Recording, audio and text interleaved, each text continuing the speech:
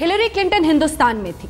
हिंदुस्तान के पत्रकारों ने बुश, उस वक्त के राष्ट्रपति बुश की नीतियों के खिलाफ उनसे सवाल पूछे। उन्होंने साफ मना कर दिया और कहा कि मैं हिंदुस्तान में हूं, विदेश में जाकर मैं अपने ही राष्ट्रपति की बुराई नहीं कर सकती। लेकिन हिंदुस्तान में जो राजनीति है उसमें दस्ताने उतारकर लड़ाई करने की नौबत आ जाती है। और विदेश नीति के मामले में भी क्या राजनीति से ऊपर पार्टियां नहीं उठ पाती हैं, यही बड़ा सवाल है। क्योंकि सलमान खुर्शीद साहब के बयान के बाद ही ये सवाल खड़ा हुआ है। तो जरा वो भी आपको फिर से सुना देते हैं और ये भी सुनाते हैं कि राम माधव ने इस पर क्या जवाब दिया है। ऐसा लग रहा है कि लोग साथ, बहुत सारे लोग साथ जा रहे हैं, तो इस बात में ना खुश हो कि यहाँ से ले जाके वहाँ नारे लगवा दिए, वहाँ के लोगों को प्रभावित करें। देखिए, जैसे अमेरिका में 20,000 अवासीय भारतीयों को इकट्ठा करके नारे लगवाना कोई बहुत बड़ी बात नहीं है। क्यों नहीं कर लेते? 10 साल मनमोहन सिंह जी थे प्रधानमंत्री, क्यों नहीं कर लेते दुनिया भर में इस प्रकार की भीड़ इकट्ठा करने का? देखिए, आज प्रधानमंत्री मोदी जी एक बहुत पॉपुलर नेता के रूप में देश के सामने और दुनिया के सामने उभरे हैं। इससे किसी को राजनीतिक दृष्टि से जलन हो रहा हो तो दुर्भाग्यपूर्ण है। भारत का प्रधानमंत्री है, सबको आनंद होना चाहिए कि उनको सुनने के लिए पार्टी के विभेदों को भूलकर भी यहाँ कांग्रेस के भी कई लोग आए होंगे, मैं पूरा मानता हूँ, क्योंकि देश के प्रधानमंत्री है और देश को विश्वास देने का काम वो कर रहे हैं। हर भारत के बाहर रहने वाले भारतीयों को आत्मविश्वास निर्माण कर रहे हैं, हम सबको वेलकम करना चाहिए। क्या ये सब कुछ सुनने के बाद भी अब संजय निरुपम जी, आपको लगता है कि सलमान खुर्शीद ने ठीक बात कही है? क्या उनको ऐसे शब्दों से बचना नहीं चाहिए देश हित में? नहीं, बड़ा प्रश्न यह है कि जब भारत का प्रधानमंत्री विदेश दौरे पे है, हाँ। तो क्या उस पर राजनीति होनी चाहिए? बेशक राजनीति नहीं होनी चाहिए, राजनीति से ऊपर उठना चाहिए। तो खुर्शीद साहब क्या कर रहे हैं? याद रखिएगा, जब मैं एक पूरी बात सुनिए ना मेरी जरा, जब मेडिसन स्क्वायर में भाषण दिए जब नरेंद्र मोदी जी, तो उस भाषण की क्लिपिंग महाराष्ट्र का चुनाव में भारतीय जनता पार्टी ने अपने प्रचार के लिए इस्तेमाल किया था। बाद में ये याद दिलाते हैं कि कभी नेहरू जी का भी विदेश का कोई भाषण था, उसको कांग्रेस ने इस्तेमाल किया था। जरा मुझे ये बताइए कि आप कांग्रेस का अनुसरण करने आए हैं? जो कांग्रेस ने किया वही करना तो आप बता दीजिए। देश की जनता को आपने कहा एक वैकल्पिक व्यवस्था देना चाहते हैं, नई व्यवस्था देना चाहते हैं। अब बड़ा विषय ये है कि सिडनी में जाएं, मेडिसन स्क्वायर में जाएं, रॉक स्टार बन जाएं। हमारा पहला मुद्दा है, आपको रॉक स्टार बनने के लिए देश की जनता नहीं चुना। देश की जनता ने देश की समस्याओं का समाधान करने के लिए चुना। आप गंभीरता पूर्वक दूसरे देशों में जाकर के विदेशी मामलों के ऊपर जो विदेश संबंधों की बात होती है उसको गंभीरता पूर्वक हल करिए। ठीक क्या रहा है, नरेंद्र मोदी एक हल्के फुल्के अंदाज में एक रॉक स्टार बनकर के मोदी सुनवाते हैं और उसमें बड़ा आनंद लेते हैं। ये देश नहीं चाहता। और अगर ऐसा होगा तो बिल्कुल आलोचना होगी और इसमें राजनीति न ढूंढी जाए। ये देश की जनता की एक बात है और वो बात हम लोगों के सामने रख रहे हैं। सुधांशु जी, इन आयोजनों से देश को क्या हासिल? विदेश नीति के मामले में हम क्या आगे हासिल कर पा रहे हैं इससे?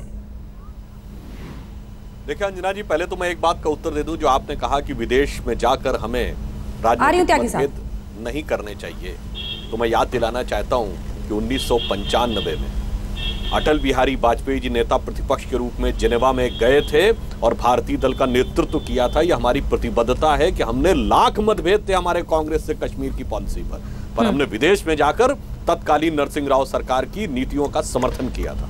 इसलिए हमारा विचार उस पर भिन्न है। अब आप आइए इस परिस्थिति में, जब भी कोई बड़ा नेता बाहर जाता है, यदि वह राष्ट्र की राष्ट्रीयता की आकांक्षाओं का प्रतिबिंब होता है, लोग उनके साथ खड़े होते हैं। संजय निरुपम जी ने कांग्रेस के उस जमाने के उदाहरण दिया, आजादी से पहले, ठीक है, महात्मा गांधी जाते थे, लोग उनके साथ खड़े होते थे। मैं याद दिलाना चाहता हूं 1977 में चुनाव हारने के बाद इंदिरा गांधी जी लंदन में गई थी, उनका बड़ा भव्य स्वागत हुआ था। उस समय जनता पार्टी के लोगों ने भी कहा था कि वो मैनेज शो है। क्या आज कांग्रेस मानती है कि वो मैनेज शो था? इंदिरा जी की पॉपुलरिटी थी तो हुआ, मगर आज जो राकेश सिन्हा जी ने बोला, भारत और भारतीयता, भारत की अस्मिता और भारत की क्षमता, यानी आइडेंटिटी एंड कैपेबिलिटी, दोनों में देश का, विश्व का में बैठा हुआ भारतीय जनमानस जिस रूप में देखना चाह रहा है, वो दिख रहा है भारतीय जनता पार्टी नरेंद्र मोदी के नेतृत्व में। इसलिए ये उसका प्रतीक है। परंतु दुर्भाग्यवश भारत की इतनी बड़ी अस्मिता के प्रतीक को एक क्षेत्रीय भाषा, क्षेत्रीयता में संकुचित करने का जो प्रयास है, ये कांग्रेस की मानसिकता का प्रतीक है, जो देश को पार्टी में और पार्टी को परिवार में संकुचित करते चले जाते हैं। ये उनकी मानसिकता का दोष है। इस पर मैं सिर्फ आप अपनी बात करो ना, 1 मिनट में हमारी पार्टी बात करूं, फिर संजय जी आपको जो कहना होगा वो कहिएगा। इस पे मुझे सिर्फ एक पंक्ति याद आती है, स्क्वायर पे जो भाषण था नरेंद्र मोदी जी का देश के प्रधानमंत्री के तौर पर, उसका इस्तेमाल बीजेपी ने अपने चुनाव प्रचार के लिए महाराष्ट्र में क्यों किया? अगर आप है तो राजनीति से ऊपर है, तो फिर आप इस प्रकार की हरकतें करते हैं। देखिए, उस विषय पर ना जाइए। 1984 के लोकसभा के चुनावों में आपने इंदिरा जी की मृत्यु से एक दिन पहले उड़ीसा में जाकर उन्होंने पहले बोला था, भाषण दिया था, उसका आपने जबरदस्त यूज किया था 84 के लोकसभा चुनाव में। इसलिए उस विचारों में मत जाइए। मैं ये बात नहीं कह रहा हूं। अरे भाई, राष्ट्रीय अंतरराष्ट्रीय फलक पर यदि भारत के प्रधानमंत्री ने कुछ बोला है, उसको यदि किसी प्रदेश की जनता ने उसको स्वीकार किया, तो यहाँ पर आपको इसमें समस्या किस बात की? आपकी सारी नीतियां कांग्रेस से प्रभावित है, आपके सारे मूवमेंट कांग्रेस से प्रभावित है, आपके सारे कार्यक्रम कांग्रेस से प्रभावित है, और कहते हैं कांग्रेस मुक्त भारत बनाएंगे। कैसे बना सकते हो साहब? त्यागी जी कुछ बोलना चाह रहे हैं। त्यागी जी कुछ बोलना चाह रहे हैं। त्यागी जी, मैं एक वाक्य कहना चाहूंगा। हाँ, जल्दी। संजय निरुपम जी के बारे में, हाँ, या कांग्रेस पार्टी के बारे में, व्यक्तिगत उन पे नहीं, हाँ, ये नरेंद्र मोदी जी को कितना भी छोटा करने का प्रयास कर लें। हाँ, एक रहीम का दोहा है कि जे बड़ेन को लघु कहें नहीं रहीम घट जाए, गिरधर मुरलीधर कहे महिमा बदलत ना आए। यानी बड़े को छोटा करने का कितना प्रयास करिए, प्रभाव नहीं पड़ता। भगवान कृष्ण को बड़ा पर्वत उठाने वाला गिरधर कहिए या बांसुरी उठाने वाला मुरलीधर, कोई फर्क नहीं पड़ता। इसलिए इनका ये संकुचित मानसिकता का संकुचित प्रयास भारत के जनमानस पर कोई प्रभाव नहीं छोड़ता। वापस आते हुए गंभीरता को समझिए और गंभीरता के आधार पर काम करिए। त्यागी जी, अंजना, अभी आपने कहा लेडी क्लिंटन के बारे में, तो मैं आपके ज्ञान को और समृद्ध करना चाहता हूं कि वियतनाम युद्ध के खिलाफ उस समय की जो अमेरिकी सरकार थी, उसके खिलाफ रोज अमेरिका में प्रदर्शन होते थे। इराक में जब बड़े बुश ने हमला किया, उसके विरुद्ध अमेरिका में नहीं, पूरे यूरोप में प्रदर्शन हुए। असल में हर राष्ट्र प्रमुख के साथ उसकी पार्टी की विचारधारा भी साथ आती है। जैसा 60 साल में ऐसा पहली बार हुआ है कि किसी प्रधानमंत्री ने, भारत के किसी प्रधानमंत्री ने यूएन में जाकर के, मेडिसन स्क्वायर से मेरा मतभेद नहीं है, वो खूब करें, केम से मुझे कोई दिक्कत नहीं है, लेकिन वो इजराइल के प्राइम मिनिस्टर से मिलें और पीएलओ चीफ से ना मिलें। 50 साल का इतिहास देख लीजिए, चाहे अटल बिहारी वाजपेयी रहे हों, नरसिंह राव रहे हों, और इंदिरा जी रही हों, जवाहरलाल नेहरू रहे हों, पहली बार भारत की जो स्थापित विदेश नीति है उसके विरुद्ध आचरण रहा। किसी के अभिनंदन में कम आते हैं, ज्यादा आते हैं, मैनेजमेंट है नहीं है, ये नंबर 2 की बात है। इसके पीछे जो पॉलिटिक्स है, इसके पीछे जो आइडियोलॉजी है, वो क्या कहती है। मेडिसन स्क्वायर में उनका खूब स्वागत हुआ, और ज्यादा होना चाहिए, लेकिन जो स्थापित विदेश नीति की मान्यताएं हैं, उसके विरुद्ध भारत के प्रधानमंत्री को आचरण भी नहीं करना चाहिए। राकेश जी, मैं चाहती हूँ आप इसका जवाब दें। देखिए, मैं एक बात, त्यागी जी बहुत प्रबुद्ध नेता हैं, उनको मैं याद दिला दूं कि 77 में वो जनता पार्टी के हिस्से थे। 1977 में जब अटल जी विदेश मंत्री हुआ करते थे, इजराइल के विदेश मंत्री मोशे दयान भारत आए थे। भारत सरकार ने गोपनीय तरीके से उनसे बात की थी, और त्यागी जी उसको डिसाउंड नहीं कर सकते।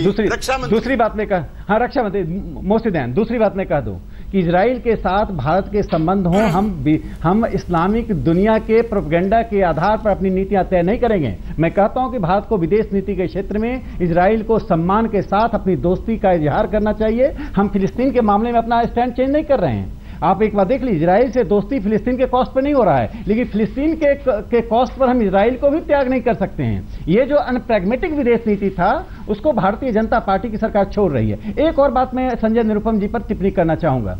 एक बात जान लीजिए कि जब आप देश की राजनीति को बाहर ले जाते हैं, तो अंततः क्षति राष्ट्र की होती है, राष्ट्र के हित का होता है। हम अलग अलग पार्टियां देश में हो सकती हैं, अलग अलग विचारधाराएं हो सकती हैं। आपको मैं याद दिला दूं कि आरएसएस का काम विश्व के 37 देशों में है। 3 पीढ़ियों ने अपने को लगा दिया है प्रवासी भारतीयों को के हितों की रक्षा करने के लिए, उनको सांस्कृतिक आधार पर इकट्ठा करने के लिए। राकेश भाई, नहीं, आरएसएस का प्रसार करना क्यों बंद कर?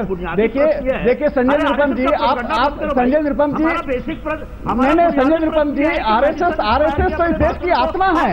आरएसएस, आप क्या चाहते हैं कि हम तो महारानी लक्ष्मीबाई को पूछते हैं, आप महारानी को पूछिए। इस देश की सांस्कृतिक राष्ट्रवाद का धरोहर राष्ट्रीय स्वयंसेवक संघ है, और यह टकराव आपका संघ से है। संघ की विचारधारा ने कांग्रेस की विचारधारा को त्रास किया है, और उस त्रासता को आप स्वीकार कीजिए। लग जाते हैं आप। क्यों संघ को किसी के प्रोपेगेंडा की जरूरत नहीं है संजय अनुपम जी। आप 5 जन अखबार में थे तो क्या प्रोपेगेंडा कर रहे थे?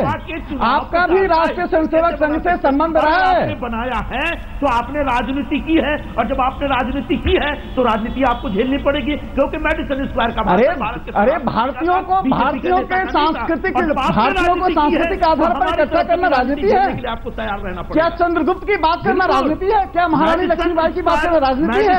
स्क्वायर के आप जिसे राजनीति कहते हैं वो सांस्कृतिक है, जिसे आप सांस्कृतिक मानते हैं वो राजनीतिक है। देखिए, भारत के प्रधानमंत्री को नीचा दिखाकर आप भारत माता का सम्मान नहीं कर रहे हैं। देखिए, भारत का प्रधानमंत्री सिर्फ एक राष्ट्र का नहीं, एक राजनीति का नहीं, वो भारत माता का प्रतिनिधित्व करने जाता है। आपने तो भारत माता के चित्र को ही छोड़ दिया है।